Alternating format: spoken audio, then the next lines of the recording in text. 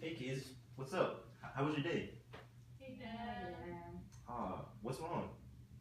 Such a terrible day today. Yeah, How come? What happened? I got hit by 3 buses.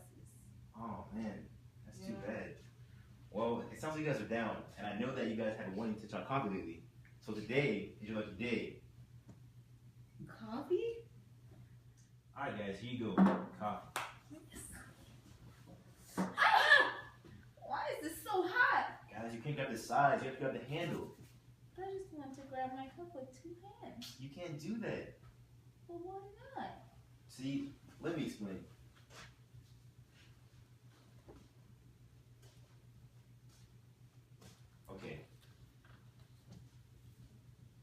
Okay guys, the reason that your hand hurts is because of conduction, which is the transfer of heat through direct contact because of a temperature difference. So the heat is traveling from the hot coffee through the cup to your hand.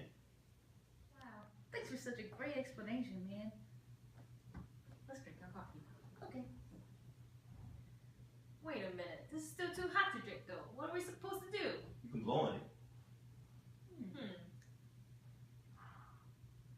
Wait, but why are we blowing on this coffee? Yeah.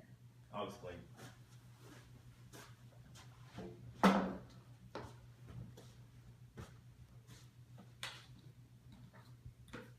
Well, you see, guys, the coffee is cooled through convection, which is the transfer of heat through a flowing fluid. So the air from your mouth is the flowing fluid in question, and the heat is transferring from the coffee to the fluid.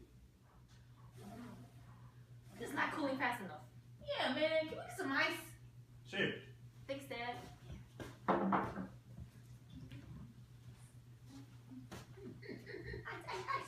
Yes.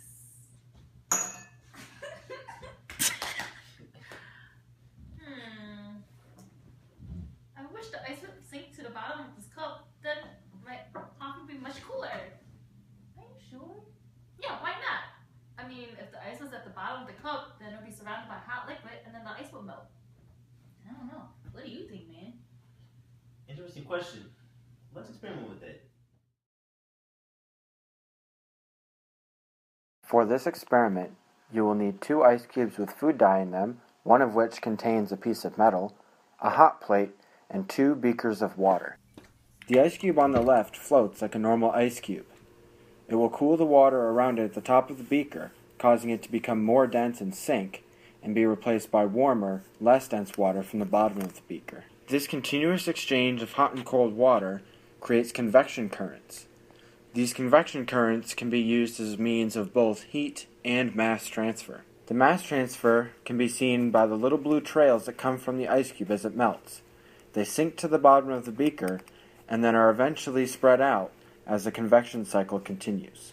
The heat transfer is what causes the ice cube to continue melting and to continue to release its food dye.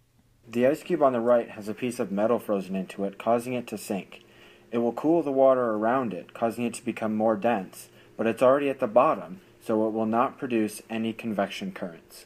Because there are no convection currents, the only means of heat transfer will be conduction within the water, and the only means of mass transfer will be diffusion.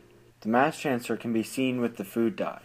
It will spread out through the beaker a little bit, but mostly just stays put in the bottom.